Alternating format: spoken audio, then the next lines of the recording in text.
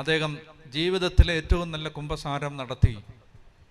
കുമ്പസാരക്കൂട്ടിന്ന് ദൈവം അത്ഭുതം പ്രവർത്തിച്ച് ജീവിതങ്ങളെ മാറ്റി എഴുതുന്നത് ഞാൻ കണ്ടിട്ടുണ്ട്. അതിശക്തം. പോട്ടെ, നേരമില്ലാത്തതുകൊണ്ട് അതിലേക്ക് കയറുന്നില്ല. കുമ്പസാരിച്ചോണം കേട്ടോ. കുമ്പസാരം മാറ്റി വെക്കുകയോ ചെയ്യരുത്.